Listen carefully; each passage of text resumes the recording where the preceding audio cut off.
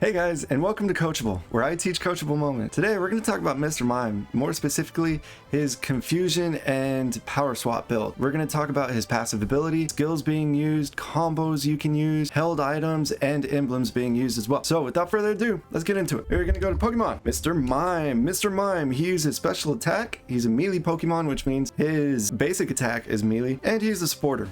Good job, Mr. Mime. His passive ability, it reduces damage received by the Pokemon for a short time after it uses a move. So his passive ability is great for black emblems, which increases the cooldown on any given skill.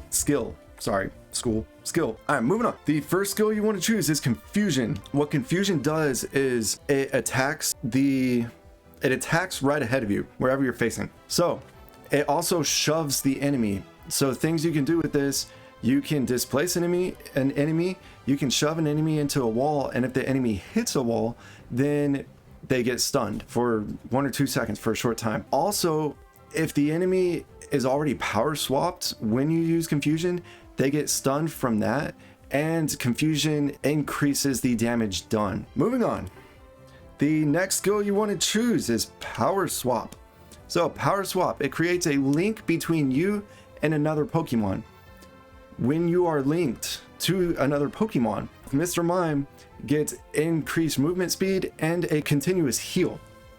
If you're linked to an ally, then you and your ally get increased movement speed. You both get continuously healed, and your ally gets a increase in damage done.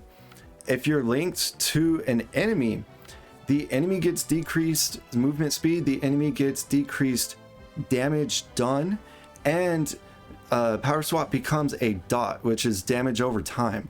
So you deal damage to the enemy as well. With that being said, combos. You want to use Power Swap first before you use Confusion.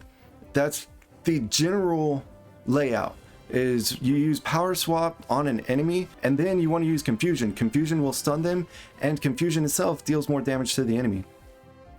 Another option is if you want to heal your allies, just use Power Swap. Hide behind your allies and just heal them. I've done that before and it works like a charm as long as they don't get KO'd quickly. If there's too many enemies, it can go wrong, but if it's generally 1 versus 1 or 1 versus 1 and you, which creates 1 versus 2, you can just hide back and heal your ally so they won't get KO'd. That is perfectly fine. Another option is using it by yourself, or you can heal the enemy, or you can heal your ally, and then you can go into battle, use Confusion on the enemy, and shove them into a wall, which will stun the enemy while you are still healing your ally with Power Swap. So you can still heal your ally and go right into battle. And that one actually works out with Mr. Mime's basic attack because it's melee as well. Also, with Power Swap, you can use this on Regieleki.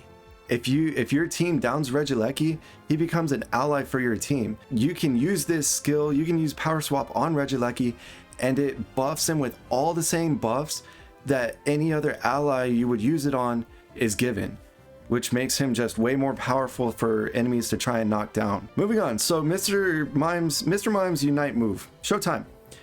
Before using this Unite, you want to use Power Swap on an enemy. That way it does double damage. The enemy will be Power Swapped while you use his Unite, which is a dot damage over time to opposing Pokemon in the area of effect, and it leaves them stunned for a short time. All that on top of using Power Swap. Moving on. Held item. I went with Buddy Barrier, Wise Glasses, and Choice Specs. The effects from that are HP and special attack. Buddy Barrier helps an ally after you use a Unite move, and it gives you a lot more HP. Wise Glasses increases special attack by 7%, and Choice Specs adds a little bit damage to moves when they hit. With that being said, we are moving on once again to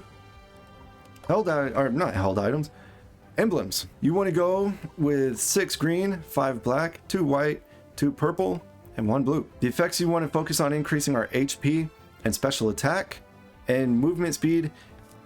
If you have the emblems to use, you don't have to focus on movement speed.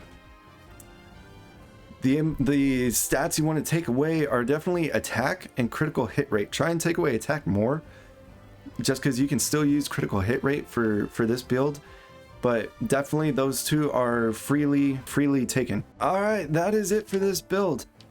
If you found this video helpful, please like it so that others can benefit from it as well. If you want to see this build in action, I included a link for the gameplay.